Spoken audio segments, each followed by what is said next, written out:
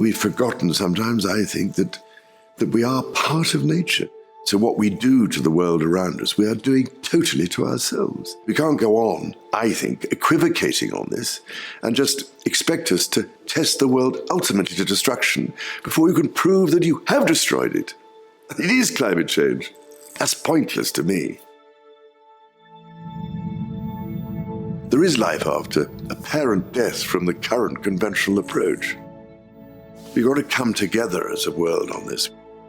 I feel very strongly that we have to develop an approach which, by putting nature at the center of the whole process, what profit we make, we have to also make a profit for nature by putting something back. So my and your children and grandchildren can have some kind of reasonable future. At the moment, we are literally compromising it. We can't go on, now with all the ice cap melting completely. I mean, this is terrifying to me. It always has been.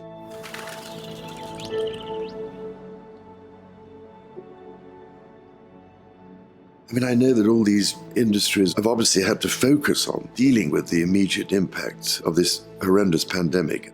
But the fascinating thing is, I think a lot of people have still wanted, fortunately, to focus on the green recovery from all this.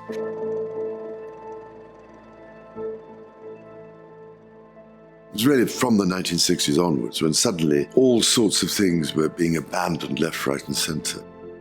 I remember watching in horror as hedgerows were grubbed up and trees were cut down, and all the marvellous places I'd known when I was young, the wildflower meadows and the wetland areas and so on were being ploughed up, because it was supposed to be more efficient and productive. It upset me deeply because it seemed to me it was all going too far, too fast.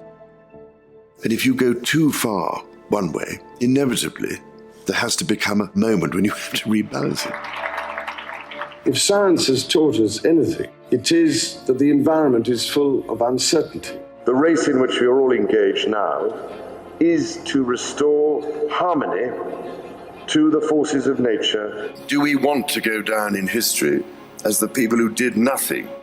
I thought I was being perfectly reasonable about it, but oh no, it was considered as the most appalling thing anybody could ever suggest. Thank you, Liz.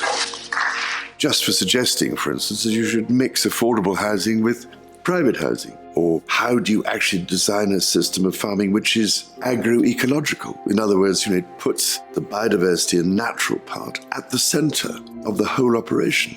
I don't know, it's sort of intuitive, I suppose.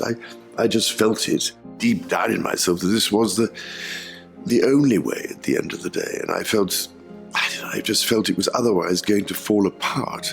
Everything was being designed, and still is in many ways, to battle against nature and to suppress and destroy, exploit.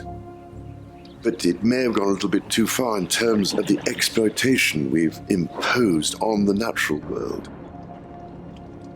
which I suppose you could get away with for a certain amount of time because it wasn't apparent that we were doing lasting damage, as with carbon emissions from all the fossil fuels we burn in every form or other. It took people a long time to recognize that this was causing a huge problem in the atmosphere and warming our whole planet.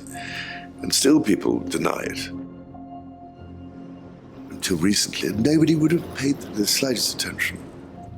But suddenly, because of the challenges we're now finding hitting us in the face and the huge problems we've created, there's become an interest in these issues.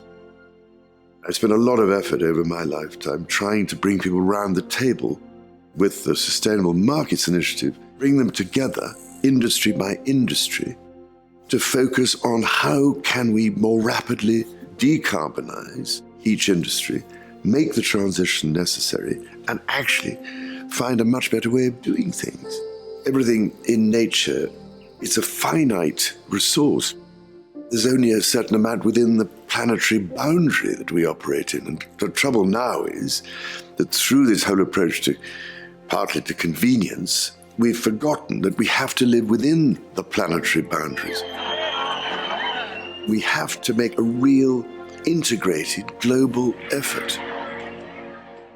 At the moment, we've so degraded natural systems, ecosystems, biodiversity, that it's becoming increasingly impossible for nature to sustain us. At the moment, it's all take. Now we've reached the situation where we really need 4 planets like Earth to survive or to provide enough for everybody.